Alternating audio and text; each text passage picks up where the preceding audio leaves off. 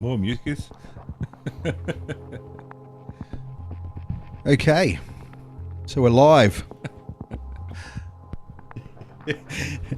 Welcome to Voyage of the Greek, or the Geek, Yeah. or the Greek Geeks. On this day, the 12th of October 2016, which is a Wednesday, not a Monday, and that's due to some scheduling issues that we had on Monday, which we like to, normally we like to blame technology, but this was a scheduling administration oversight. A wetware problem. Yeah, wetware. Yeah, software and hardware was operating well on Monday. Not so well today. I've had a few glitchy things, so bear with us if you perceive anything at your end. So yes, Voyage of the Geek. With joining us today as a special guest, obviously Dan Miller on the desk, but joining us our special guest from the design ranks, the game design ranks. Some say he actually invented the double jump and the question mark, but we cannot confirm these things. Rik Lagarto, welcome back to the show, my friend. Good evening. It's a pleasure to have you on board. We've been dying to pick your brains about some things, but first of all, you participated in a narrative workshop over the weekend, script writing. No, it was actually a writers' conference. Awesome. Tell me about it. It's an annual conference called Conflux, which happens in Canberra, sort of the October long weekend here, because we get an extra public holiday for being in the ACT, because we're special. 2 in a row. Yep. You can get used to that. And while it's quite a small conference, only about 200, 300 people, it attracts a lot of professional writers because they like their intimacy. There's no fans to mob them, and it's really one of the very few conventions that's focused just on the craft of writing, as opposed to fandom and that sort of stuff. And this year, one of our special guests was Dave Wolverton, also known as Dave Farland. He writes his science fiction under Dave Wolverton and his fantasy under Dave Farland, which I didn't know. I was on a panel with Dave. I was on 2 actually. And so prior to the conference, the organisers sort of introduced us all via email, and I assumed this Dave guy, because that's the only information I had, was just some ordinary schmuck like me. So yep, there he is. So there I was carrying on the email in my normal buffoonish self, and I was talking about one of the things I wanted to mention on the panel, and he said, I did a similar thing in my first book. And so me assuming he's just a schmuck like me, I said, what was your first book called? And it's On the Way to Paradise, which is actually quite a big book, but that didn't ring any bells. But he emailed saying, yep, my first book's called On the Way to Paradise, and I won the Philip K. Memorial Award for it. And when I read that, I thought, hey, wait a minute, that's like one of the biggest awards. Everyday schmucks don't just win that. Who is this guy? And if he's got his first book, that seems to imply that he might have a second. Yep. So I had a look and I was like, oh, right. And I even wrote back saying, all right, now that I understand who it is I'm addressing. So we had a bit of a relationship start on the email, and I picked him up from the airport, and we actually ended up having some great chats over the conference. And he has a way of speaking where he tells a story and you have no idea where it's going to lead. For example, he started because he teaches a lot, and he was teaching at university in the United States, and they'd been working on, and this is something he's very clever at, looking at what aspects or elements in the story will attract what type of audiences. Interesting. And unlike some people who tend to take that as a very dry formula, and their books are almost like a ingredients list for a cake, he manages to combine that with still being creative and just really, I guess, pulling out those threads that are already in your story and making them clear to attract certain audiences. And so they'd been talking about young adult fiction and what makes stuff work for them. Anyway, and he told me about this student of his, Stephanie, who came up to him after class one day and said, I want to write the most popular young adult book ever. Mm-hmm. He was like, yeah, okay.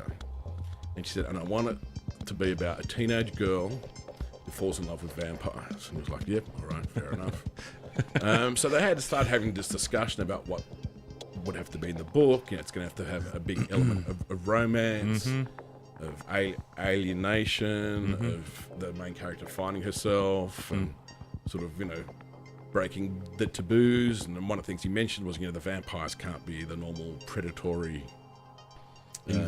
evil things, because, you know, if a 16-year-old girl's going to fall in love with a vampire, then they have to be attractive in some way. Yeah, attractive and have some redeeming features. And she also wanted to have werewolves in it. And he said, "Oh, wait on. We're already changing vampires. Now you want to put in werewolves. It'll all get a bit messy."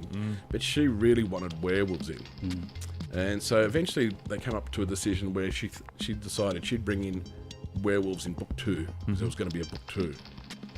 Anyway, and so they spent the afternoon mapping out what was going to be in this story. And that's what became Twilight. Yeah. And of course, as he's explaining this, as soon as he said, you know, she wanted to write with vampires, I'm thinking, wait a minute. And another conversation we had, he was telling me how he was a green light consultant, I think it's called, for Scholastic. And basically it's like a green light for films. They basically read manuscripts and look for ones worth, you know, putting some investment behind. And at this stage, Scholastic really wanted to push a good speculative fiction. They had $10 million they were willing to invest in the right story. So he had a bit of a read of it, and he found an interesting story that he liked, and no one had quite done what this writer had done for quite some time. And it was about a young orphan boy who lived with a horrible uncle and aunt and ends up going to wizard school. And of course, one of the challenges he had to push with Scholastic, it was from an English author no one had ever heard of, called J.K. Rowling. And so he had to convince others to read a bit of it, because there's always this reluctance to take on a first-time writer, especially investing, you know, $10 million in someone, you know, in an unknown. But everyone else read it, and they could see what Dave saw in it, and the rest, as they say, is history. But of course, he doesn't tell you he's going to talk about Harry Potter. He just starts telling you the story, and halfway through you start going, wait a minute. That's that humility that goes hand in hand with genius. Yeah, it sounds like a bit of storycraft thrown in there as well. He doesn't want to like show his hand too early. You know, leave it for a surprise at the end. Absolutely. And also his approach is it's just the normal craft. And he's taught like Brandon Sanderson and Sean Williams, so he's got this quite a bunch of very famous writers that he's worked with and taught. He's head judge for Writers of the Future. It looks like he's done some Star Wars, extended universe stuff, very fantasy sort of driven stuff. There's the Mummy down in here. Yeah, he's very famous for his Rune Lords series. That's how I knew David Farland. I had no idea who this David Wolverton is, which is how I didn't realise who I was speaking to on the email. And this here looks like he may have written, maybe speaking completely out of school here, but he may have written the Scorpion King, considered one of the worst CG characters in film history. Is when you see the Rock, from the waist up is the Rock, but from the waist down he's a scorpion. It's part 3, I think, of the Mummy, or it might have even been it was the Mummy one, because he also did a spin-off movie that was. That's right. It was sort of the birth of that character that would later become the Scorpion King, the curse, but terrible. Like it wasn't even good enough to rest in the uncanny valley. You know what I mean? Like they didn't even come close to recreating the Rock digitally. Terrible. But the story was pretty cool. And why was that? Budget or just production? Could be a number of things. Technology. Yeah, the tech might not have been right, and there's even today. There's only a few houses that can get away with photoreal humans. There's not many people that can do it, and try at your own peril, because you can undo a whole film. A whole movie can fall in a heap like that one, based on some really poor-looking visual effects. Yeah, he's actually worked. His credits, he's got green lighting in Hollywood and producing and writing scripts. So he's actually been around. And actually, his Star Wars, the courtship of Princess Leia, that became a New York bestseller. Oh, really? And I can't remember the very famous American romance writer whose name escapes me right now. I think her name ends in Steele. Danielle Steele? Danielle Steele, yep. She's got an incredible body of work. Like, we're talking nearly thousands of books, as far as I'm aware. Like, you can... One of the best sellers on Kindle, right, are these little tiny books, 60 pages long, and the only purpose of the book is to catalogue the series of books.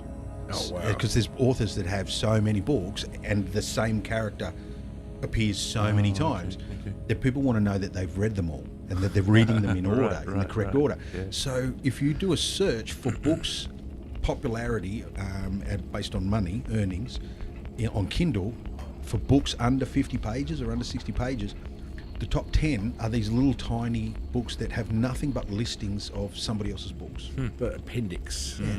Guide to a series. Wow. And you can do one. Like, you don't need any royalty release or anything for you to do one of these books. People are making money off these listings. Wow. So these are probably fairly formula, the books that she's... And that's what he was talking about, and I think, just sort of pulling this all together, that, sometimes you might think that, it's just magic that people who can write good stories or make good songs... No, it's in the structure. Yeah. There are rules and there are things you can do to...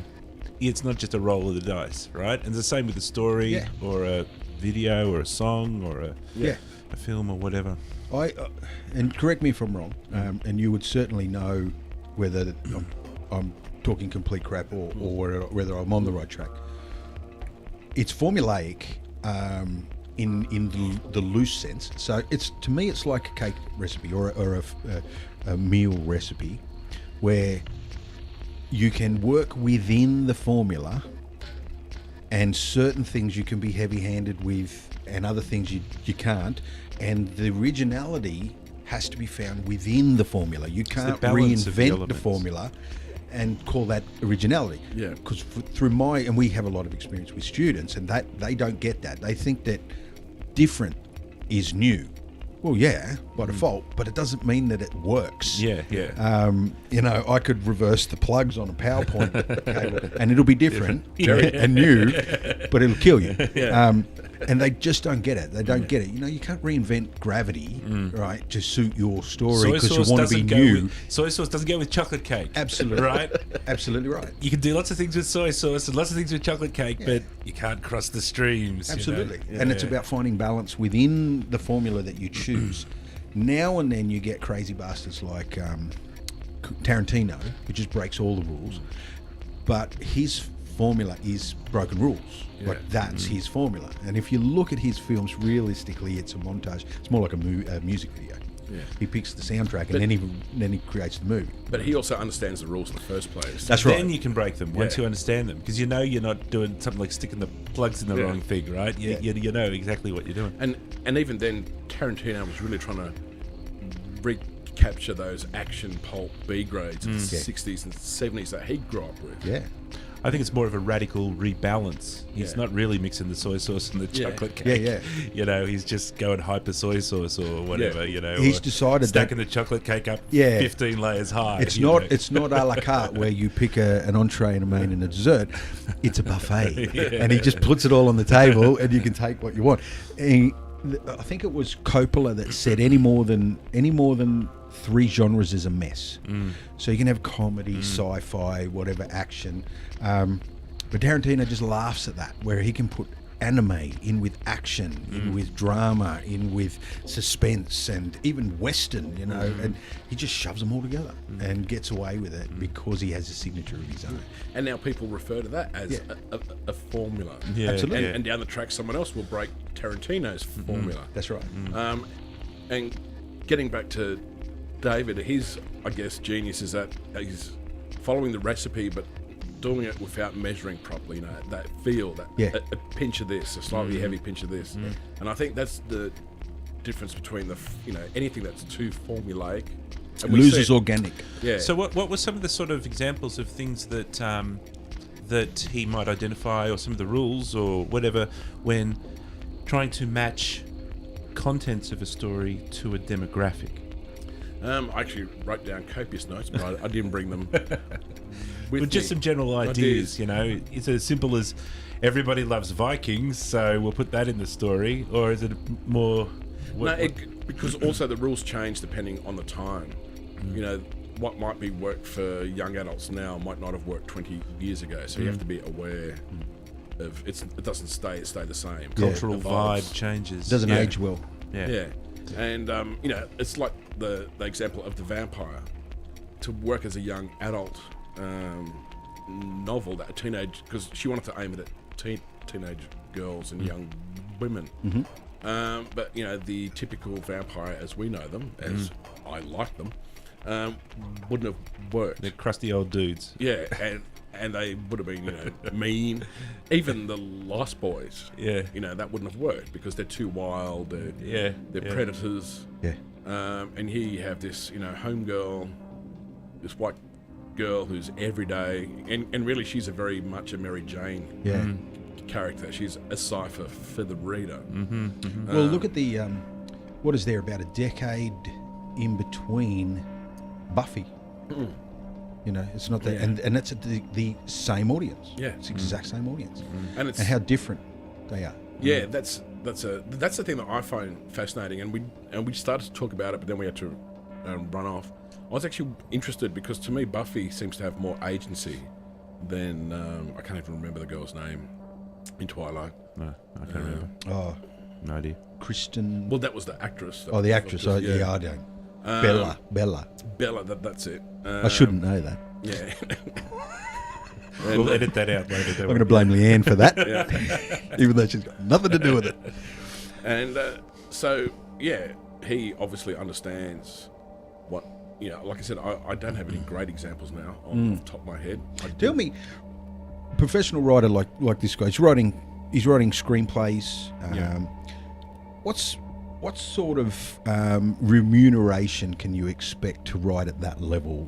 Where does the money come from, and in what form? Is it like a one-off? Is it a retainer deal, rewrites? What have you run across? It's funny. A lot of the people he teaches have made far more money than he has, which is interesting. But it's a good sign of a good teacher. Yeah, but he's the sort of guy he couldn't care. He's happy. Yeah. It means he's done his job well as far as he's probably comfortable. Like it's not like he's not picking cigarette butts out of the garbage bin or anything like that. No, that's right. He's probably comfortable, but that's a good indication that he's a good teacher. That if his students are going on to big things. I know there was one guy that wrote. We brought him on at Liquid to write a TV commercial. It was a campaign, so there was a series of 3 commercials that had to be written, and it was a very short gig. And we brought him on. He came to us fresh from Hollywood selling a script, and that was $250,000. Wow! And the movie never got made. This woke me up to something that I didn't even know existed. They buy scripts so that no one else will make them. They buy the options. Yeah, and they just put it there, and they may never touch it, but they know that while it's there, no one else can touch it, and it's a commodity. It's like an investment. Yeah. If it's a good script, it's a good story, you're not throwing any money away at all because you resell it later on. Especially if that person has gone on to write new, better things. Yeah. Like a writer that I know, first-time writer pretty much, sold the options to his story for $17,500, which obviously isn't anything compared to, $250,000. But he was amazed. Yeah. A guy from nowhere, from Australia, someone just spotted it and went, "We want that option." $17,500. Yeah, right. Well, the script, I'm currently teaching some production stuff for budgeting, and part of that was showing some examples. And the 2 examples that I came across when I was putting together the research for this subject was Lara Croft, Cradle Cradle of something, Cradle of Civilization, of Darkness, Cradle of Darkness. I The second, remember. I think it was the second movie, or Yeah. I can't remember. But and the other one was Spider-Man 2. Have a guess how much the story, the script, was sold for Spider-Man 2. Give us a guess. $1 million. I don't know. Because you've seen the film, yeah? Tobey Maguire. Yeah. With Spider-Man 2 would have been Doc Ock. Yep. Yeah. Above 10. Really? $10 million. Above 10. So what now? What would you guess now? 25. You're closer. You're closer. $20 million. Jesus. For that story. For that story. And it's Harold Ramis as well. Harold Ramis? Or Ramis? Harold Ramis. Who's the guy that did Evil Dead? Ramis. He did the Spider-Man movies. The same guy that did Evil Dead. That's Okay. why Bruce Campbell from the Evil Dead Army of Darkness keeps popping up in the Spider-Man movies. I think he's an usher that won't let him into the theatre in one, and another one is because they're very tight and very close. But yeah, in this breakdown, you could see who was getting paid what, and $20 million for the actual for the script. All right, so $20 million. Now, this sort of factors into my little bugbear about how it's possible. How is it possible to have a bad story or a not awesome or a not good quality story I got a theory. in a movie, right? Now, when you think about it, it just takes one or two writers, two people, Yep. and they sit, and they come up with a thing and they do the rules and they write the thing and you got an awesome story. It's well constructed. Yep. All right. You can imagine that the film itself, with many people working on it, there's plenty of room for problems and errors and things to not quite work right. But yeah, I'm always fascinated on how it's possible to get that wrong. Do you think it's somehow related to the fact that $20 million is involved? And how is it that doesn't make it good? Yeah. the one of the reasons why it could be $20 million is the amount of people that wrote it. You've got Might to have got see. passed around. Yeah. Oh, There yes. could be 6 people that wrote that script, and they had to keep paying off people to go away so that they could bring someone in. You've got to see the behind the scenes to Ridley Scott's Gladiator, and specifically the section when they're talking about the script and how Russell Crowe kept getting involved, and then it resulted ultimately in it's either me or him, and so another script writer's gone and another guy comes in and he starts writing more for Russell, and then realises I can't work with this dickhead. And I think they had 5 script writers by the end of the film, maybe more. You can see how that could chew the dollars, because you've got to retain them on, and then you've got to, they're probably in their contract. Writers in Hollywood are very heavily unionised, so you would expect it's not easy to get rid of a writer on a big project like that. So that's one way. The other thing that I think could add up to the 20 million, if you look at a budget for a film, directors are actually quite low paid on the film. They usually get quite a bit on the front end, on syndication, on box office, and that's where they make their money. So they tend not to ask for big amounts Incentive. to shoot, unless they're the co-writer, unless they've co-written it. And then they actually own the story. And you know how copyright works on so many different levels. The person that writes the piece is always the person that has the most rights throughout time beyond it. Do you know what I mean? Yeah. Because medium falls away.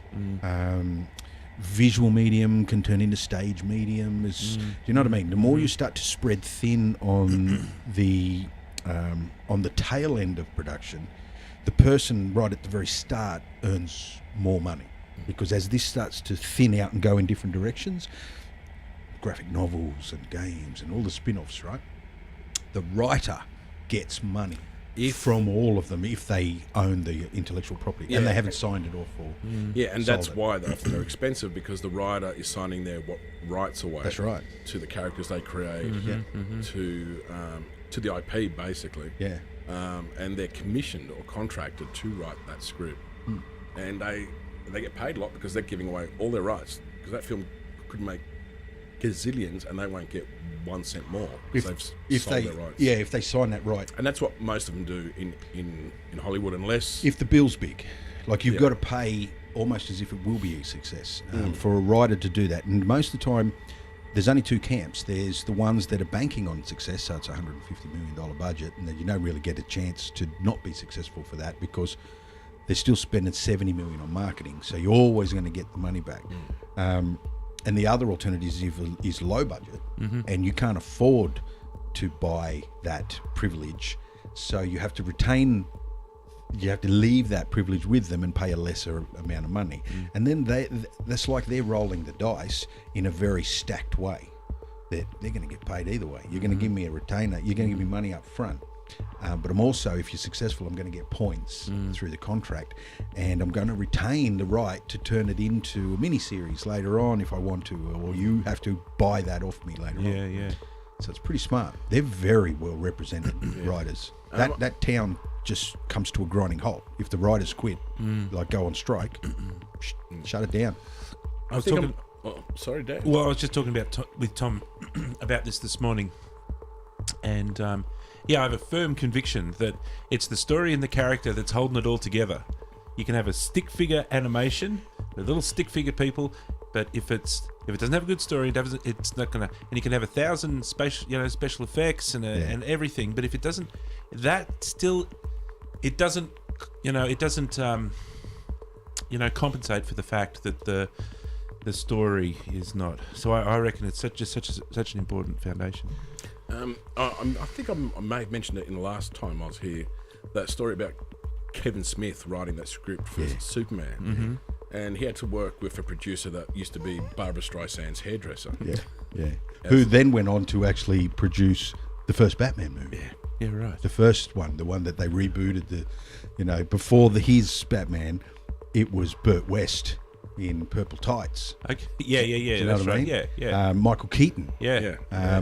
So even there was some craziness with his decision making. Yeah, and Michael Keaton and Jack Nicholson. And he did the Wild West. And in fact, the spider, spider, he tried to inflict on Kevin Smith.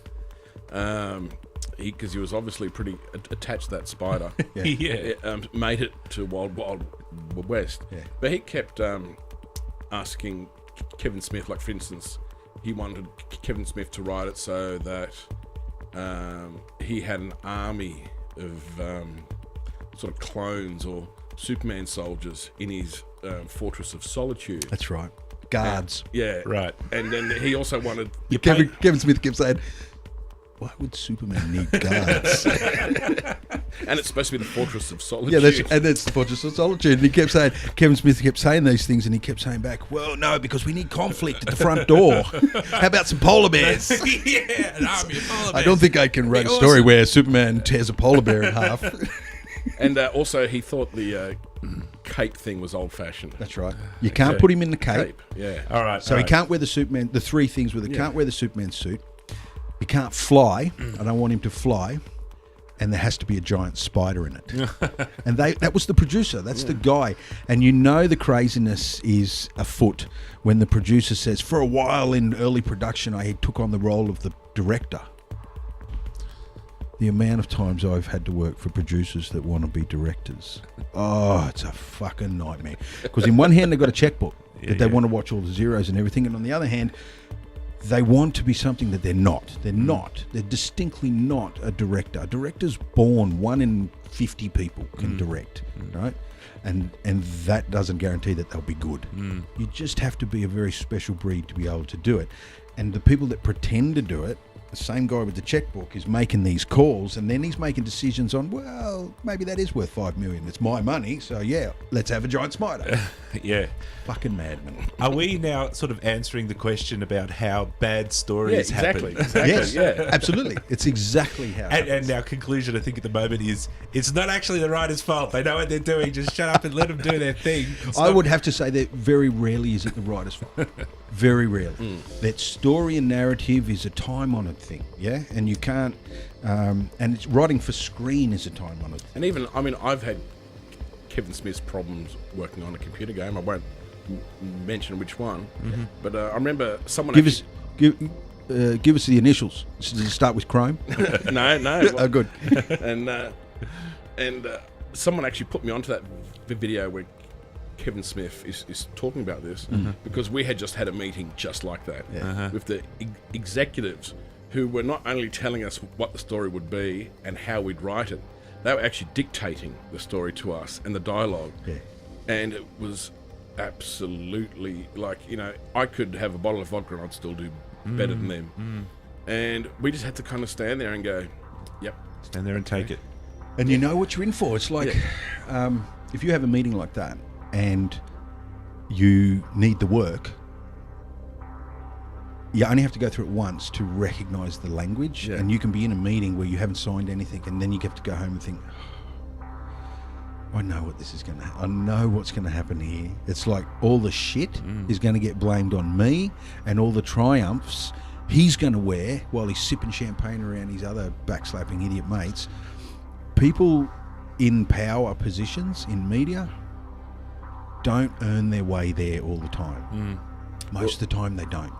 Well, Kevin Smith actually said, because of this, using this example of Barbara Streisand's ex-hairdresser, that in Hollywood you fail upwards. Well, they do. What do they call it? You rise to the level of your incompetence. Of your incompetence. You literally go up until you can't actually do that job. It's like an electrician. You say, well, that guy's an awesome electrician. Let's make him a boss of electricians. And now he's telling electricians what to do. He's like... Let's make him the boss of the bosses. He's never done that before. He's really useless at that. Well, that's as far as he can go then. And it's the same. You go to public service, they go a bit further. They say anyone that's dangerous, put him in management, because they spend most of their time in meetings instead of doing the important stuff on the ground. And it is a lot safer knowing that they're stuck in rooms just waffling to one another. So another conclusion, I think, is that some of these decisions made about the story or about the characters are not necessarily made with the best interests of the story in mind. There's some other priority outside, and it might just be, it might be dollars, or it might be money, or it might just be that some dude has this picture of a friggin' gigantic electronic spider in his head. He's going to cram it into any friggin' movie that he can. It's funny, and that's not the story demanding that. Exactly. It's this external force that's pushing. Which could have been a dream. It could have been a dream. Or in high school, he drew spiders really well. All his exercise books in the margin, there's spiders. I bet. Yeah, I totally bet. He's he even goes in the documentary, the documentary we're referring to, where Smith and this guy talks, and is The Death of Superman Lives. That's it. It's called, and the name came out last year. Fantastic documentary, really nicely done. The guy who hosts it and created it is he's actually a mate of John Campion. Oh, right. Yeah, he's on that panel quite often. I think his name's Schnebb or something like that. But he has inside contacts, so he's able to go and talk to a lot of these people. And a lot of file footage of the outfit sessions held in some hotel room somewhere where Nick Cage is standing in amongst of all these people who are walking around, some of them ordering lunch, other people trimming fabric and whatever, and he's trying all these super suits on with the funny lights under the plastic skin and all this shit. It's a really good doco, and most people have no idea about it. It was going to be a Tim Burton movie. Yeah, and the weird Tim Burton, not the Batman, the first Batman Tim Burton. Okay, yeah. He went real weird. Yeah, because the bit that I've seen is Kevin Smith speaking at some college or something. He's talking about this, and he actually says, and then they brought Tim Burton on, and Tim Burton brought on his own writer that he wanted. So that's right, and threw away Kevin Smith just straight out. As soon as he saw the name, said, "No, we won't be using that." So there must have been something personal there, I think. And let's face it, Tim Burton is a crazy man. He's the crazy genius pyramid thing. He's right at the very top of it. This is it here. The Death of Superman Lives. What happened? John Schnepp is the director. But yeah, really, all of these people have their say. Not Nicolas Cage. I don't think he gets to say. I think much John Peters is the producer. Yeah, that's the guy. Yeah. What was Nicolas Cage's potential role in this? Superman. He was going to be Superman. He was going to be Superman with long hair, long mullet, right? Long black greasy mullet. Like you got to see it. Oh yeah. Let me bring it up. Have you seen him in Hell Rider? It's Hell Rider, right? The motorcycle. Yeah. Have you seen? I'm not even allowed to bring him up in front of Leanne. Like just the name has a. Here we go. Some of the images. Ah, right, yeah. These ones weren't too bad, but look at these. Look at this stuff down in here. Yeah. Look at that. You see, that's getting soy sauce in the fucking chocolate cake. That's exactly what it is. That's exactly what it is. Look at his hairline look at here. one on the bottom of the left there. This one here? Yeah. Yeah. It looks like it's a head replacement thing where somebody's done a joke thing. They've got a body of Superman and they've stuck, look, this is the stupidest thing in the world. Check this out. It'll be a meme. See this one here, right? That photo, one of the stories in the doco is the guy that did Usual Suspects, Singer. He also did the X-Men. Mark Singer is the director. Oh, right, okay. Director of Usual Suspects, and he did X-Men. He did Superman Returns, which was the mid-2000s version, with Brandon Roth. Yep. Yeah. Where Superman fought an island, I think, was the villain that he... Lex Luthor was in it, but ultimately the big test for Superman was an island. Because they created a kryptonite island. Okay. It was all about real estate, apparently. This version of Superman here. Well, Mark Singer carried this photo around with him during that production, and if anyone questioned him about the suit that he chose, about any of his aesthetic choices, he would pull that photo out and he'd say, you wanted to make this, and kept reminding people of the movie that they wanted to make. During the documentary, Schnepp, this guy here is the director, and that's the producer, the crazy... Look, you're putting a sleeper hold on him. You got to watch the doco because the producer actually starts talking about how he was a street fighter. Like, that's a thing. Like, there's a thing called... you can be a street fighter. No, you can have a fight in a street, right, because it just happens to break out in a street. But you could also be a foyer fighter or a toilet block fighter.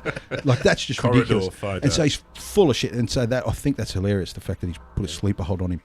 But this Schnepp guy went through all of the footage from the hotel room where they're all trying shit on and found the exact frame that was taken from a different camera. Okay. Yeah. And found the actual... This brought the film to a standstill, that image. It leaked. And that brought the film to a standstill because no one knew that Tim Burton was making a Superman film or that he was going to be in it. I'm not surprised because that looks like the sort of thing you'd wear to a club called the Blue Oyster in Berlin. And this is the sort of stuff that fans rage about, right? When fans, so some director says, let's give Superman a mullet or something like that. And you think, that'll be awesome, I don't know what he's thinking. People will like it or laugh at it. But, fans want to see... They want to see the red cape. Yeah. It's because Superman's supposed to have a fucking red cape. Absolutely. That's right. If you take the red cape and the outfit away from Superman... then all you've got is backstory, haven't you? Like, the identity is gone. The only thing you've got has to then be explained to the audience, because now there's no cape and there's no outfit. I don't know, is that the Superman that I'm aware of? And if you have to confirm it for me, you have to. Does he come from Krypton, or have you changed that as well? Yeah. And that's the rabbit hole you go down when you want to start changing this shit. Yeah, I mean, then he can be the flying nun's brother. Yeah, and that's not a big leap from where they were. But the producer guy, to get his spider in, even thought of a backstory for the spider. It was called a Spider-Man Gartharian snare beast or something like that. Came up with a name with it and a backstory, and how all these tiny spiders were going to come out of its mouth and attack Superman and all this shit. I'm sort of glad they didn't make the film. Well, I'm glad he got the spider out of his system in Wild Wild West. So let's talk about the elephant in the room. Oh, yes. No Man's Sky. Before we start, allow me to introduce something that was published the other day in an article. Forbes magazine are reporting that No Man's Sky is under investigation for misleading advertising. The ASA has responded to questions from Eurogamer by confirming that they are investigating No Man's Sky in response to several complaints they received about the game. And it's about how the game is portrayed in media marketing relative to what you pay for. And it goes on to talk about the things that are going to be investigated and the power that this ASA has. ASA stands for, it's got it here, Advertising Standards Authority. Is that United States? I think UK. The UK's Advertising Standards Authority. The UK's got some pretty strong rules when it comes to saying something without evidence, like slanderous type stuff, and also false advertising. They take that shit pretty seriously. So when you read on, you get this list of things that they have a problem with. Issues with videos: ship flying behaviour, information with a wingman flying close to the ground. So that's a no-no. They're going to have to pull that out. Behaviour of animals in herds, destroying scenery, in water, reacting to surroundings. So by saying that they've got a problem with this, they're suggesting that the animals do not, in fact, travel in herds, destroy scenery, in water, or reacting to surroundings. That would be true. Yeah, that would be true. I've played about 92 hours in No Man's Sky. That's a commitment. So I will. You can attest to this or not? Okay, large scale space combat. Well, I suppose the Space biggest is big and there is combat. I mean, well, I would call it. Well, it depends what you call large scale combat. Like the biggest I encountered was probably 3 huge capital ships. Oh yeah. And about 13 fighters. Well, that's large scale. Yeah. So. It's not small scale. No. The capital ships shoot at you? Yeah. Yeah, okay. I think that... Which they're not supposed to, because I'm actually saving them, which to me is a problem. Okay, well, yeah. That's a whole other can of worms. Structures and buildings are pictured. As pictured. Well, are there any structures, or did you run into structures? Okay. Yeah, well, you they do that all the time. Yeah. Flowing water. You see any water movement? You see undulations of water. So, but it's not like a river. Not like a river, no. Because I think that's what they're talking about here: a river of flowing water. Speed of galaxy warp and / loading time. Oh, for crying out loud! So I think they're talking about in a trailer. It's like you're there. Yeah. Is it slow to load? Compared to a lot of other games, like Deus Ex, Mankind Undivided, I'm playing at the moment. It's got huge loading times. Yeah. That's got less, a lot less. So it's not stand out to you? No. Aiming systems? What are they referring to there? Actually, you do with the when you're in your spaceship, you've got the beam weapon that has an aim. Mm-hmm.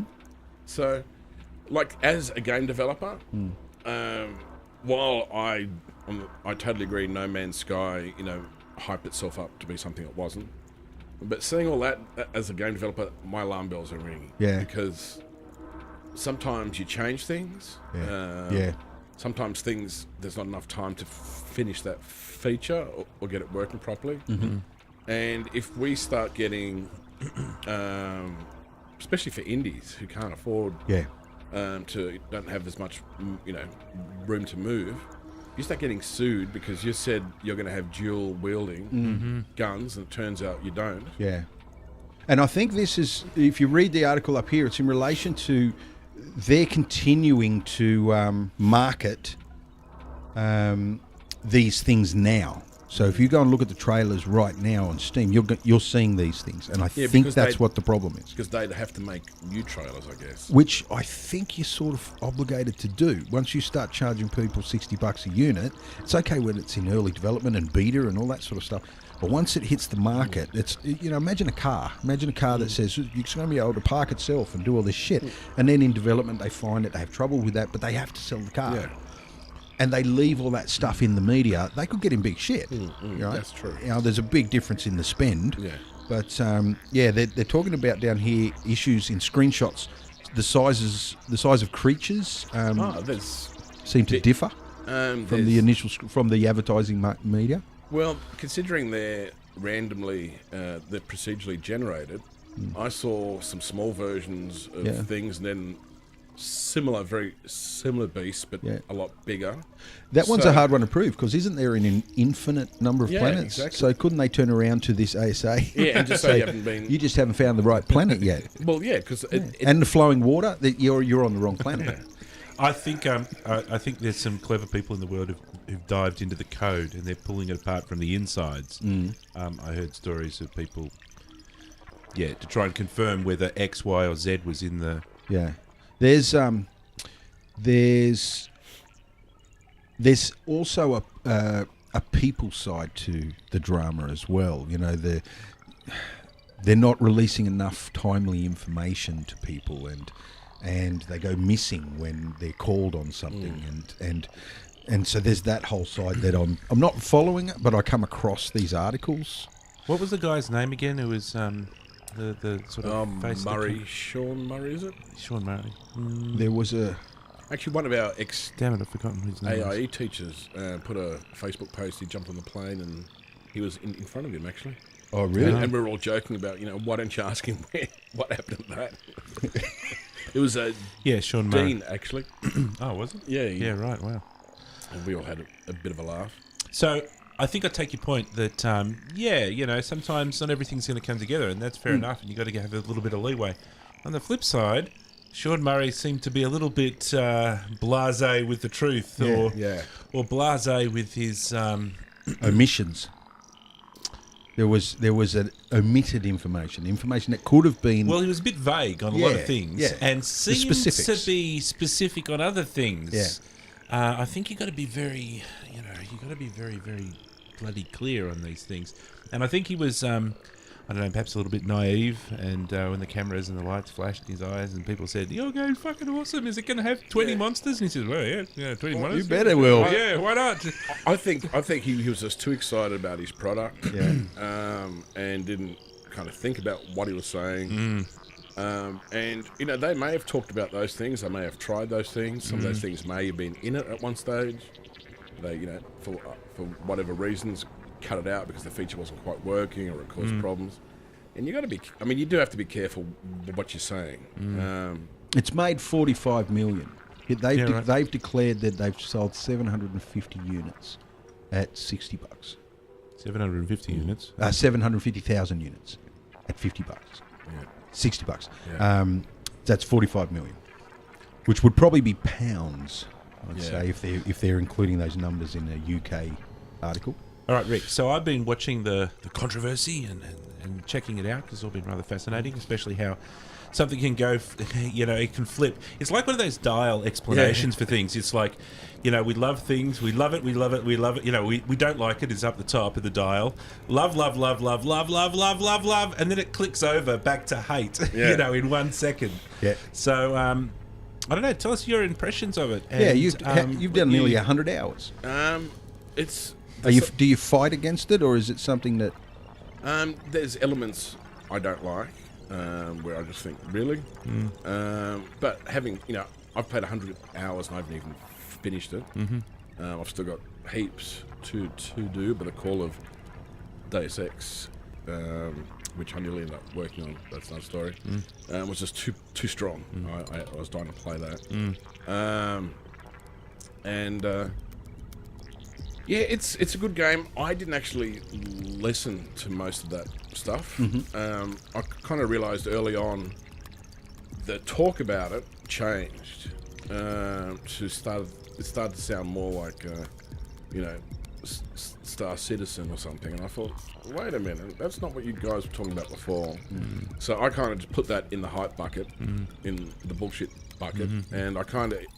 So my expectations were what it was originally done as, and so that's what I was expecting. So I came in with a different set of expectations. I expected a game where it'd be pretty open sandbox. It wasn't going to be a big starship fighter. It was, it's really what I call a real exploration game with a bit of combat and trading. And the sort of game where you have to set your own goals, whether it is, I'm going to decide I want to upgrade my ship, which is a big thing for me. So I try to make money.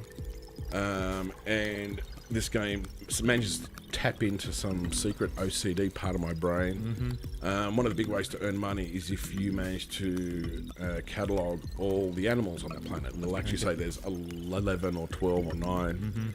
And you can normally find the first 75% pretty easily. But then that last 25%, bloody hell, I've spent hours walking around these planets trying to find. Well, you found it. You told me about an interesting thing too, where there was some sort of acid rain or something. Yeah, and so you blasted a hole in a cliff face or in a rock face and hid in there from the acid rain. Yeah, there's emergent gameplay. Like there's these big chunks of minerals, and I can't remember what the mineral was, but there was this radioactive rain and storm, and I was too far away from anywhere to get back to shelter. So I actually drilled a hole in this big lump of mineral and hid in there. While the storm was on. Yeah. And that's just, that's emergent. That's cool. So there's all those moments where you're walking thinking, I'd better find that last bloody animal. And you walk over a hill and suddenly you've got this vista that's a bit different from what you've already seen of the planet. It's like, wow. Or it just might be a really nice shot. Or this really rare mineral. You end up walking into a cave and suddenly this mineral that you've been searching, suddenly there's a big thing of it in this cave. You're like, oh, fantastic! I'm going to make a mint here. There's all those moments, but you have to give yourself objectives. And, and it's not the sort of game that's going to tell you necessarily what to do. Like, I still don't know what the big story is. There is a meta story, and there seems to be two paths. There's to the core of the galaxy, but then there's also chasing these. The path of Atlas or whatever that is. I still don't know what a lot of these. I'm still discovering. Would that indicate that potentially the narrative is an afterthought, and it's more of a? Has the game started in a tech space? Yes, of course it started in a tech space, right? And then the narrative was crafted around procedural it. Because you should know what the game's about, shouldn't you? Yeah. 90 hours, you should probably know what the game's about. And I think that's a bit of a problem because we're starting to get into the mullet Superman territory because we've got a cool piece of tech and now we're trying to wrap it around a spider. Yeah, we've got to try and get a story attached to it. Yeah. And it didn't start with the story and it didn't start with I don't know, I'm guessing. It didn't start with the journey of a hero or whatever. It started with 1,000 planets or something. And I don't know. To be honest, I don't know if a game like No Man's Sky needs a very strong, rigid narrative because to me, it's a real exploration game. To me, it could go either way. You could have a nice, a good strong narrative in there, or to me, that's a good point. For a game like this, it's a very meta, upper level narrative that doesn't get in the way of my wandering around planets for hours. But there are design problems that are inconsistent with the game vision, and I think that's one of the problems. Like, for instance, for a game with so much exploration, you walk so slowly. I mean, for the love of God, I've seen asthmatic old ladies move faster. And for instance, I reached the top tier achievement for distance walking on my first planet. Oh, right, okay. And I'm thinking, well, obviously they didn't, did you realise that you're going to walk? How were you expecting people to move around? So I think they need to think of that. My probably biggest disappointment is the feeling of, I wanted this feeling that I am the only humanoid being for miles. There's no civilization for galaxies. That never happens. And that to me was a big letdown. You're walking around there on these planets that are supposedly undiscovered, yet there's a space station orbiting it. All right. There's structures, little factories and little places with aliens actually in them working. That you can trade with and talk with. There's often above you there's ships flying. It's like Pitt Street up there. Yeah. And I'm thinking, where's this idea of this vast, empty, lonely place? It's the most busy, populated, lonely place I've ever seen. So that thing they did advertise. That's not there. If the place has got people working in it, and buildings and spaceships flying above, and a space station orbiting nearby, that's not vastness of empty space. No. Has your opinion maintained throughout your 100 hours, your 90 hours? Again, only because I as soon as I started hearing that extra hype go up a few gears, I just straight away thought, no. Yeah. That's bullshit. Yeah. So I totally ignored it because I just thought whatever they're talking about. That's interesting. I didn't believe them because I thought you're not talking about the same game you were talking about before. Yeah. And I couldn't see how in that space of time the game had developed from what they initially spoke about to this. And also what they initially spoke about and what they ended up speaking about towards the end, to me, were two entirely different games. Yeah. Which might mean that they didn't have a vision at the start. Yeah. Yeah. They didn't have a target. They were finding the target as they... And I think they stuck pretty much to their original target. And then I think he started to talk about the potential of where it could go rather than what he had. Yeah. And then it's easy to blur the lines. Yeah. Yeah. And I think if you come at it without knowing anything about the hype or the backstory, you just stumbled across it one day. What have you got? Yeah. You've got it looks pretty reasonable. It's pretty. Right? Yeah, the vistas and stuff and the UI The is art- all the art nice style's lovely. And Yeah.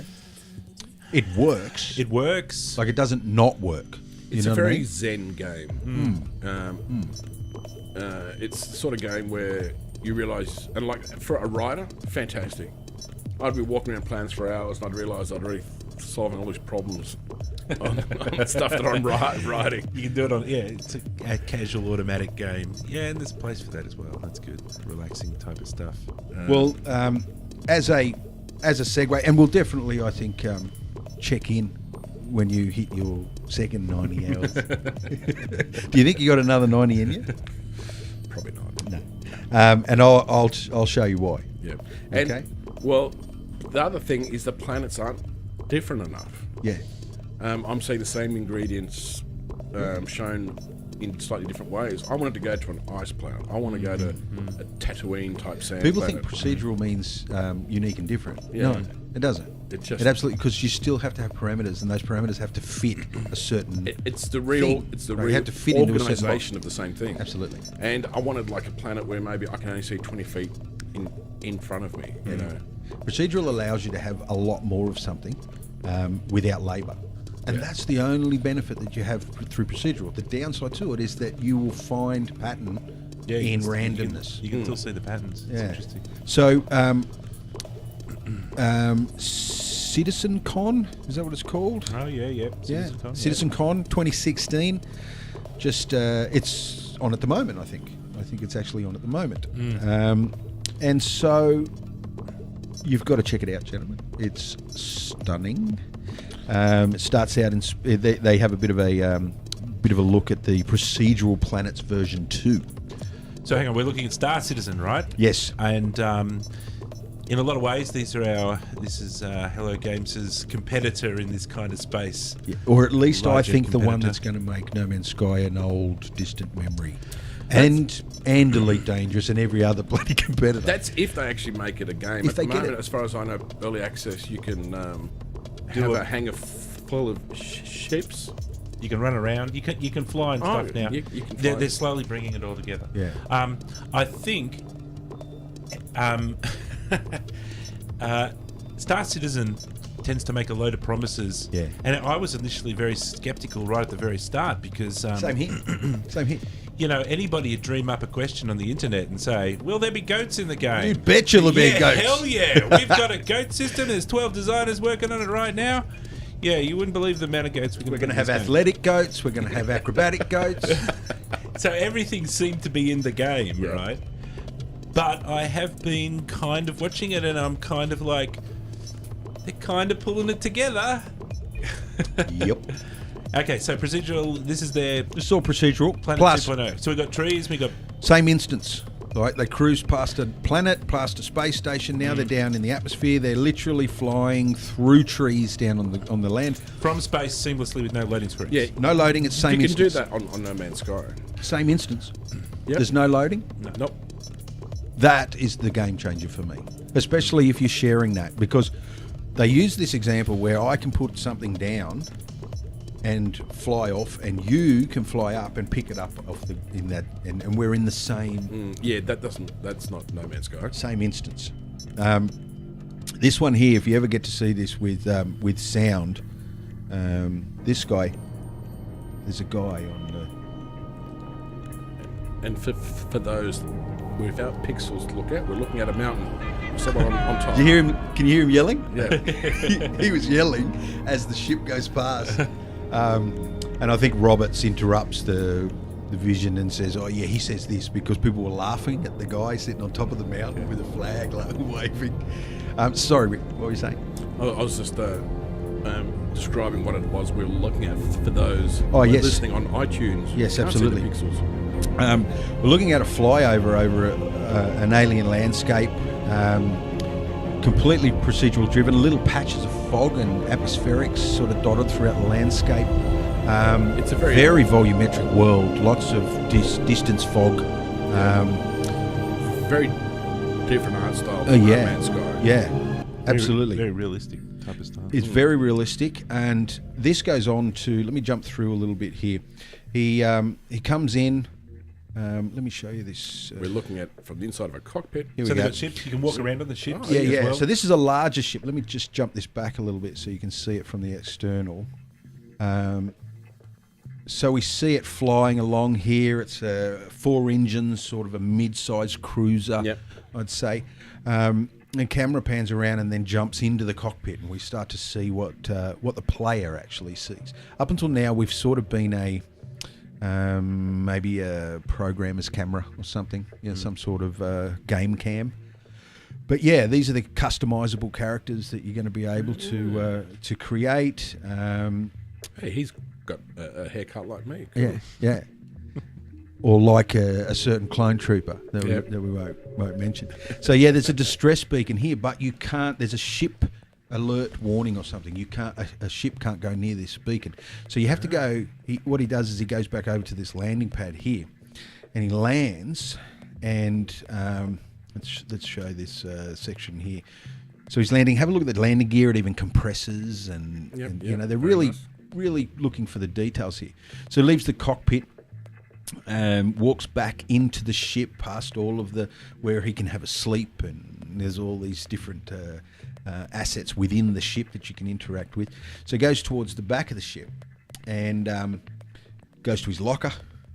Of course, before you go roaming around a planet, you need to put on your planet roaming armor and paraphernalia and get kitted out. And then he jumps in a lift, goes down onto the landing pad. Pretty cool looking dude, with his sunnies on. And then they show you a little bit of an insight into this weapon system here. So this is the rifle that he's got, and he's just sort of sussing out this thing. Then he goes back to the ship, and he cranks out the rover. And this thing is freaking awesome, man. It's got 6 wheels. It's got all independent suspension, and it's got this turret that comes up from the side and locks into the top, and beautifully done. And so far, a really nice looking game. Seamless. No loading screens. Yeah, no loading screens at all. And so there's a shot of the rover. There's the gun going up. Yep. Yeah. And this can have multiple people, multiple players. So all 3 of us could be in that. On our own individual PCs, and so he now has to drive the 3 kilometres to the distress beacon because he can't fly there. So he drives along, and on the way he finds some crashed relics and things like that, and he checks those out. This thing here. Yep. He finally goes up to where the beacon is. I think I might have gone a bit too far. This little area around this landing pad and towards the crash ship is very Tatooine-like. Yeah, absolutely. This all looks for procedural. It's pretty nice. Yep. So he checks out some stuff here and then goes up this. Where is it? There's a canyon, which I think is back here. So he's driving through this canyon, and there's raiders. There's some guys waiting for the ambush in the canyon. Very Star Wars. Yeah, they take out his front wheel. Bang, one shot. There's geometry rolling everywhere, and they're continuing to fire. And then he has to jump out the back and start returning fire and shoot the bad guys. So what have we seen here, right? What have we seen in so far? Look, they even have sort of wrapped headdress and goggles. Yeah. I'm expecting to see R2D2 wheeling himself through They the do look canyon. like sand people, don't yeah. they? So it's a first-person shooter, right? It's vehicle, Yeah. right? So you can explore in vehicles. God, we needed that in No Man's Sky. Bloody hell. You've got enemies, so it's the troop shooter, but also we had planetary flight, so it's like a fighter jet type thing. So you can battle in the atmosphere, in amongst canyons and shit like that, and then it's space flight as well. And then obviously there'll be probably some sort of trading, some sort of mining, maybe. So they have been able, because that was the big thing. Could they have a space sim and seamlessly go from a space sim to a first-person shooter? Well, the thing is, they never leave the first-person shooter. Like the space sim is in first-person mode. Yeah. You know what I mean? Because you never leave it. I was watching the development. What they had to do, they had to go to 64-bit, so they had enough number depth for all the coordinates that they needed to. And that have. becomes important here in a second, right? Now watch what he does here in a minute. He'll go in there, or he might have already done it. But at one point he looks up and sees the space station in exactly the space that it's supposed to be. It's the space station he flew past. Only through the 64-bit system can they have that there. And they've also got he makes mention of it. They've got another system which is a local coordinate system that gets generated inside vehicles. So once you get generated there, it creates a new space world that you can walk around in. Yep. But that's then sort of linked in some sort of hierarchy to the vehicle itself. So you can move around inside. People come in, they can walk around inside. Then you go out and you're in the big world coordinate system. If it's procedurally generated, right? So this planet's been made. Now, say someone turns up a few weeks changes later. Now, will it still be the same planet? Will it remain, once it's made, will it remain exactly the same? Or Yeah, it's procedurally generated, so it always generates the same mountain in the same place whenever you go to that place. Yeah. But on top of it, there's a art layer. There's another layer. And So that can be all- handcrafted. Yeah. So all of, I don't know to what level or depth it is, and I imagine, and I do believe actually that they've got random things that'll turn up as part of the procedural generation, but there'll be customized things that's created by artists that looks really cool and it sits in that place. Yeah. Space stations and all of those sort of things. Yep. So if someone lands on this planet, someone else 2 weeks later, they'll have almost the same planet. No, they'll have the same plan. They'll have the same planet. They might not have that buggy that's just what been I mean. blown up in the. Yeah. But that's the dream. That's the dream. They've got, as you were saying, They want to do that. You can grab a box and leave it there, and somebody can come and pick it up later on, and these type of things. That's the dream that they've been promising. With all Like that. you say, you crash a ship and the ship has got a buggy on it, right? And the ship's unflyable, but the buggy's fine. But you can't get the buggy off the planet. You can get a mate to go and pick the buggy up, in theory, and then bring it to where you are. That opens up some pretty incredible possibilities. I think that's the space station up there. Oh, that's cool. Yeah, and at one point he uses his rifle and zooms in on it, and you can literally see it turning. One of the other cool things that was in their previous demo was that they flew from space down to the planet, then into a space station. One of the guys jumps out of the spaceship and just goes running around inside the space station. And they're waving to each other through the windows. The One's other in the guy- ship, and the other one's at a pub. And so that's to prove that it wasn't a procedural, it wasn't an instance. They're both still in the same world, and you can park the ship out the window, and if you can jump out the window, you'll land on the ship and get back in again. So we could all meet at that pub, right? Yeah. We could have 50 people meet at the pub, and we could take turns to go out and race around the canyon in front of the pub. And so we could commentate and watch the race while we're with friends, all in the same instance. I don't know if you can have like 1 million people in the same instance. Like right at the moment, I don't know, it's 30 or 40 or something. That's going to be the big thing for me. That's going to be the well, we know that you can have more than one, but I'm interested to see what that cap is. From last my watchings of it, it's like 15, 16, 20, 30, it's something like that. Yeah. But it's not like 1 million people Yeah. in the world at one time. Cool. So It yes, looks very impressive. I wanted to. I only found that yesterday or the day before because this event's actually going now. So there's some cool stuff out there in relation to that event.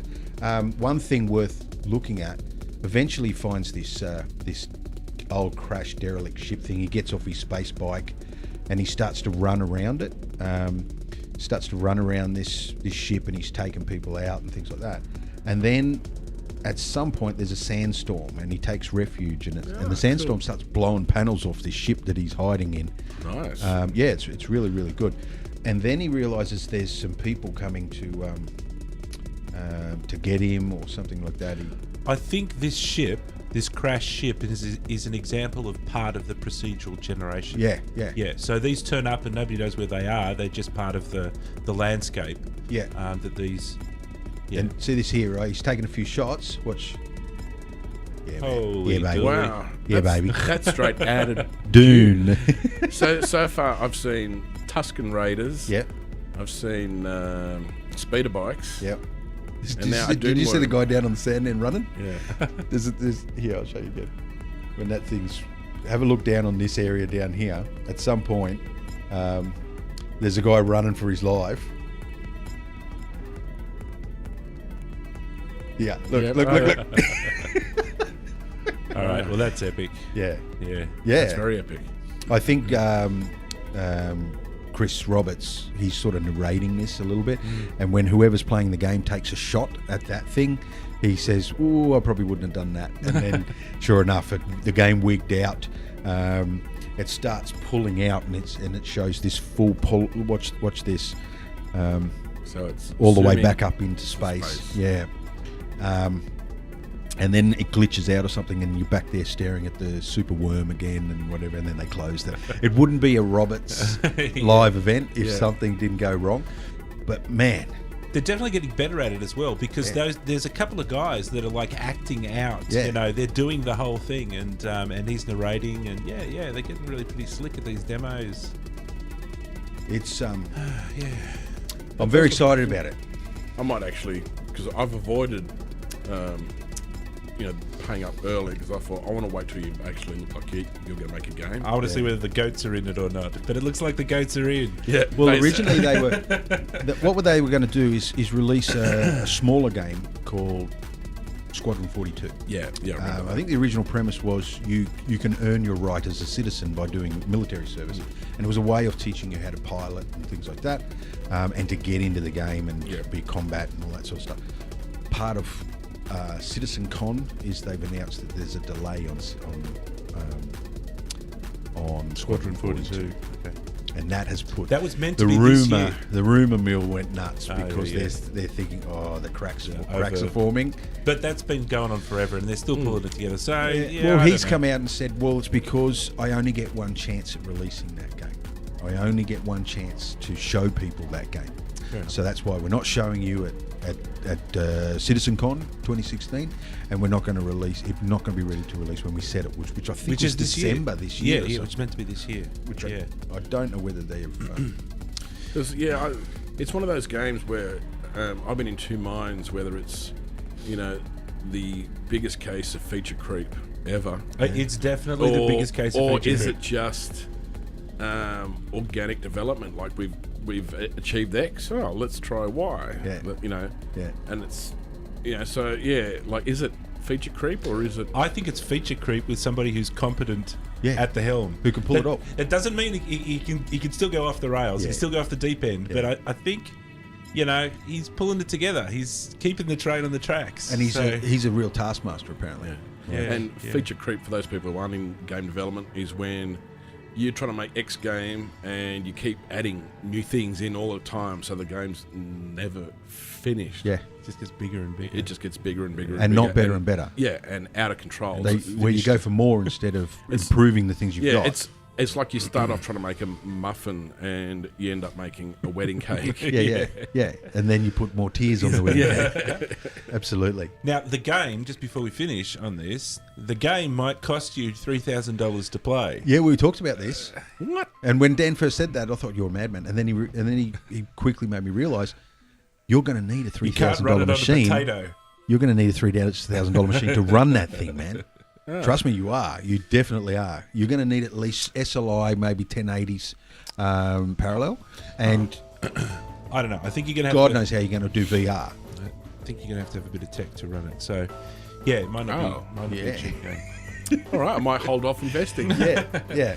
So that's the problem. Like, because you don't want to play that dumbed down. You want all that beautiful stuff in there, and I'll pay for that absolutely. But if it means I've got to drop an extra $2,000 on 2 more graphics cards to get the thing running, because I want to also play it VR. I don't know if it's fair to say that it'll be insane, but you might have to next gen yourself a little bit to get happening. So. Yeah, because I've got a pretty powerful machine now, and it won't run that. Yeah, I've got a pretty powerful machine, and it has no hope of running if that's what you need. Yeah. So I might wait for a few years for my next upgrade. Yeah. It's easy to test. They got the demos. I there have been and tempted stuff to like put that. my $60 Same down. here. I haven't yet, but Same here. I have been tempted. And meanwhile, Elite Dangerous is still plodding along. They're like the wagon train, and these guys are like the Harley band. Like a group of Harley riders going across the same plane, wreaking havoc and owning every town that they get to. Whereas this mosey along Elite Dangerous crew are just cruising along. We're going to give you a feature next month. You could kind of graph them that, Elite Dangerous came out of the starting blocks at 100 miles an hour and then got up to a kind of a plateau and has just been kind of, I don't know, then it's kind of realised they're a bit low on petrol and they're like, oh, well, better ease off the throttle here a bit. Spent all the money. Using that metaphor, where would No Man's Sky be? I don't think they're in the same... If you went... This is my biggest disappointment with No Man's Sky. If you went off the marketing and you went off the rhetoric and what everyone was talking about and the excitement, it should have been up there in the same stratosphere. Yeah. It's not. No. The thing about, I think, Elite is that they came out of the starting blocks really fast because they had a very, very, very cut down game. And they're going to add to it. And everybody kind of had the impression that that's kind of what was going to happen. Yeah. But I think No Man's Sky set them up the other way, that they'd come out of the starting blocks with all bells and whistles blazing. Yep. And it would be job done, And I Walk think away, that, drop the mic. Yeah, and that's the problem. they didn't come with enough to drop the mic, but they had the attitude of drop the mic, and certainly had the bank account. Their bank account's looking pretty good, if that's what. Because I can guarantee their development budget wouldn't have been huge. Certainly not 45 million in a month. I don't know how much more they'll earn after this point. So continuing the graph thingo, is that Star Citizen is that they just super slow. It's just been super slow and loads of talk, but it's now starting to pull up together. So it's ramping up pretty quickly, and the things we feared are right there. They're there. You can see them, and they're working. The things that we thought, no, there's no way you can make a space sim to compete with Elite and that. And have shooters, and be able to first person that, or jump out of your spaceship and float through space and steal stuff off another ship and then go back to your ship. And that was they've shown you that they can do it. And that was the theory, that the idea of having a first person planetary shooter and a space sim, the insistence on having them in the same game was what was causing all the delays, and probably was, because that's a hell of a thing. Yeah, you're combining two genres which are very don't normally exist together. It feels to me like seamlessly. They've gone down the route of the whole thing is a first-person shooter, and just like a good first-person shooter, you get to vehicles and things like that, and you can jump in them, and you can. That's what they're doing. Instead of a space simulator, it's a first-person shooter that allows you to fly spaceships. It just happens to look like a space sim once you're in those spaceships. Yeah, but it's a shooter. And Elite is actually the opposite. It's a space sim. Yeah. That potentially you might be able to walk around. Yeah. Well, at the moment you don't even have a head. Like if you put VR on and then you get up out of your seat and look back to where you're sitting, your avatar has no head. It's just a suit with gloves, because that's how much they don't care about you walking around and seeing yourself do stuff. That being said, some of the latest stuff I've heard from Elite Dangerous is they're actually starting to ask the audience. I'll be buggered. Exactly. I don't know if you've been following it, but they had some crazy design decisions that generally rubbed most people up the wrong way, and it was like, why are you doing this? They had one mechanic which was engineers. These guys, these engineers were spread all over the universe, right? And in many cases, 400 light years away, right? Which takes you hours to get there. But before you can even talk to them, you have to find some kind of ridiculously rare mineral and present it to them as a gift sort of thing. And then they'll talk to you about upgrading your flight drive or whatever. Slightly similar to No Man's Sky. But you can't get the upgrade until you go and get the resources for the upgrade. Now, here's the problem. You can go and spend a week finding the specific resources because no one knows where to look, right? You've got an entire universe to go and that find was part of the fun, right? Is that there's no instructions. Yeah. You've just got 100 universes. Just go hunting for some rare mineral or something, right? And they don't tell you whether it's in an asteroid or on a planet or it's in some guy's cargo hold. And you just got to go and find it. Now, if you're lucky enough to find the shit and you go back to the engineer, you say, I want an FSD Mark II upgrade. Mm-hmm. And they'll say, okay, well, give me that special mineral. You give them the mineral, and then they go, and it's like rolling a dice, and it can come back and actually upgrade your ship so that it's slower. Yeah. So they had this. And if you don't like that, you pay again and roll the dice, and it might be faster the next time. And so you could have 6 attempts and only get like a 2% increase. So 3 weeks worth of work. Yeah, these are busy parents working on this game. You've increased your power by 2%. Wow. And there was a friggin' uproar, mate. Like the community was like, I'm turning in my wings. So there are a bunch of these decisions. And one of the problems that was kind of identified by people is that the designers don't play the game. And part of the problem was because the game is an epic space 6-month experience, the designers have to play for 6 months to understand these issues. And so the designers would perhaps come up with this, let's do this. And then they're like, is it working? Yep, UI, working. Fly there, I can pick up minerals, yes. I can roll the dot. Okay, perfect, done. Yep. Job done. Yep. But they didn't see it like in context. It's like you have to spend 6 weeks searching random crap for random chances to get. But that's exactly what a designer's supposed to do. Absolutely. Like programmers and artists can get away with that. Yeah. But a designer, you're designing the experience, in which is your experience for 6 months or 2 weeks. You need to. And it's what separates a designer from the thinker of shit. Yeah, thinker of stuff. That's pretty a much designer supposed to look at the whole thing, the impact, the what does that feed into? And, that's pretty much design 101. Yeah.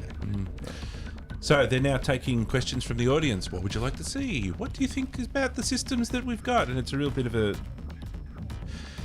change of direction. Yeah. And they're probably picking up off Star Citizen with their constant every week. Chris Roberts asks a question about, now, these goats that are going to be in it, will they be able to fly? He says, yeah, sure. We got rocket packs. We got this mechanic. We'll stick rocket packs on the goats and they can fly. No worries. It's all good. Yeah. But in the designer's defense, is it their decisions? Is it a producer's? Is it, Exactly. Exactly. Yeah. Yeah. And you never know. That's right. You will never, ever know. And artists have the same problem as well. You create things sometimes based entirely on your own creativity, and a lot of times it's a giant spider. Yeah. That's right. We're getting back to our starting conversation. Yeah, exactly. And I've worked for a lot of... I will tell you this, gentlemen. The reason why I'm here right now and not working in the industry and working in the capacity that I do is because I work for too many giant spider director wannabe producers. Yeah. Seriously. And they're rife, man. They're everywhere. Yeah, I mean, I have to say that's one of the issues I have about going back to work for a big studio is putting up with the big spider guy. Yeah. That and the stupid hours. Like they have your extended. Legacy in their hands. They have your career in their hands because you're only as good as the last thing you bloody did. Exactly. And you may have bugger all control over it. Yeah. And if they want you to mix a soy sauce with the chocolate cake, you're gonna be known as the soy sauce chocolate guy. Yeah, the idiot who did that. Because if it doesn't work, it's all you. Exactly. And and this guy's getting paid. This person who's being paid 4 times as much as you. Yep. And has 100 times more power. You're just a minion there. You can't just go no. I mean, you can say, I think there may be some problems with that. And you can have a very short conversation, and they'll convince you that they won't convince you, but they'll tell you that you're wrong. And you've got to then, find your soy sauce and your chocolate cake and start mixing. If you want a salary. It's the norm. That is the norm. Like the blissful Garden of Eden job to work on is the one with a collaborative director that has earned his stripes, that has come through the ranks, and he appreciates the artists and what they have to do. The producer that gives the director what he wants and doesn't pretend to be a creative. He's only there to resource the project, and I'm talking 1 in 10. 1 in 10 projects are like that, and the rest of them, it's daddy's money, the spoilt kid that only exists, only owns a studio because daddy bought him a studio, and things like that. It happens everywhere. Two of the places that I worked at for of size-worthy note are exactly that. We're exactly that scenario. And then there's corporate politics. Yep. You know, they want that project to fail, or you know. Yeah, self-sabotage. I see that all the time as well. Which I didn't even think existed. Yeah. Being a naive person thinking if you invest all this money and time, you're definitely going to want a product that sells. But apparently not.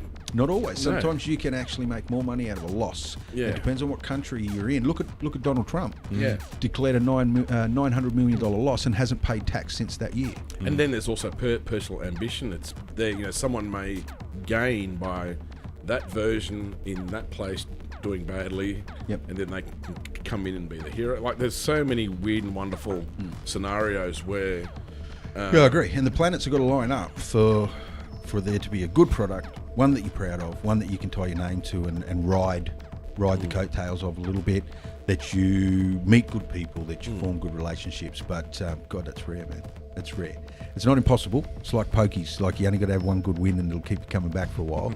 And that's what production's like. It's sort of, you'll have a few evil queens in there, and then you have one real cool experience, and it can only be termed as a life experience, and that just keeps you coming back, keeps you keen. And there's to me the golden triangle. You have your colleagues, management, and the corporation. And normally, as you know, if one or two, or if there's only one that's there, it has to be mega strong. But normally there's two, and you got a third one that's totally screwing the other two. But we tend to hang around because there's at least two. 2 out of 3 are bad. Yeah, absolutely. Yeah. Well, we've done an hour and a half there. Really? Time, and realistically, it was just a conversation. We didn't really have any prepared stuff.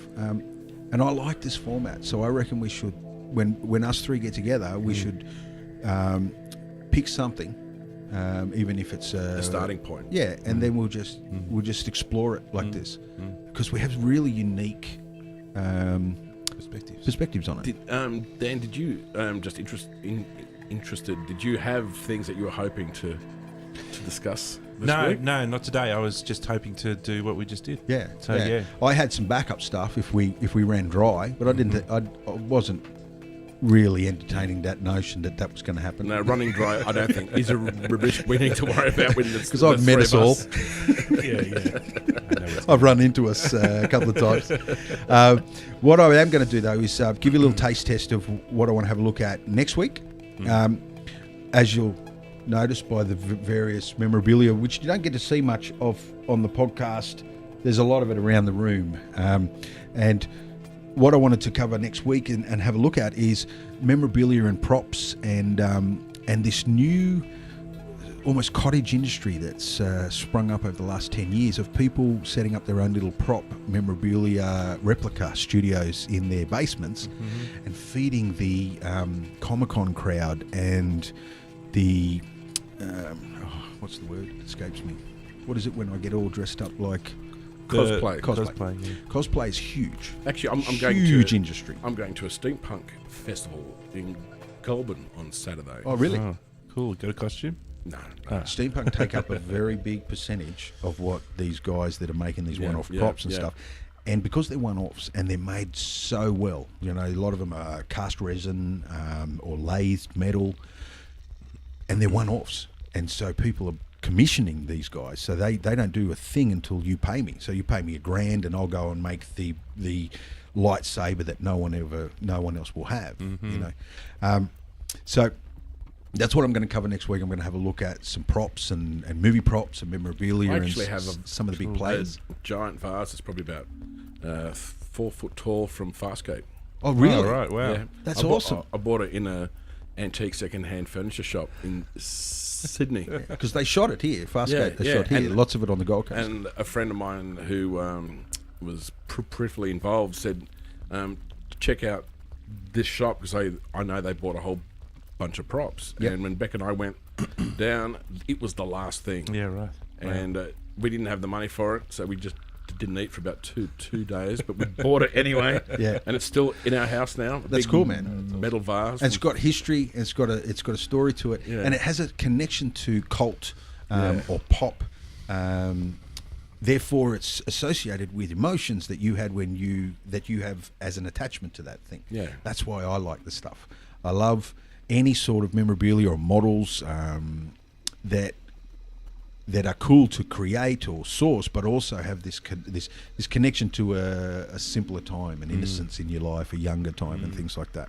So, in my journeys, I just want to give you a little taste test. In my journeys, I found this guy, and what you're looking at here is the gentleman that designed in 2 days the Stormtrooper outfit and helmet for Star Wars. English guy. He was commissioned by Lucas while Lucas was shooting in England. And this guy came in and created let me skip through That's here. very iconic. Yeah. thing. So what you're looking at here is a casting, and then he's just fine tuning it. That casting ultimately gets cast in metal. They drill a whole bunch of little holes in it so that they can do this. Wow. It's vacuum forming, right? Now, so there's little tiny holes all over it, and underneath is a big vacuum unit. And so he'll show you the process here. He'll lower it down. He'll slide in a bit of plastic. He heats the plastic for about 30 seconds to a minute, and then he brings the cast up and then sucks the air down, and that's what you're left with. And after a minute, it's rock solid. It's cast stuff. And this guy here, right, Ainsworth, he needed a little bit of money to go and study, right? So he thought, well, I've got all the casts, stuff like that. Might as well sell some Stormtrooper outfits. So he cast them and started to sell them. Then Lucas found out and decided to sue him, like Lucas decides to sue everybody. I think at one point he tried to sue the guy that created Battlestar Galactica because Lucas had some warped idea that he owned space in film.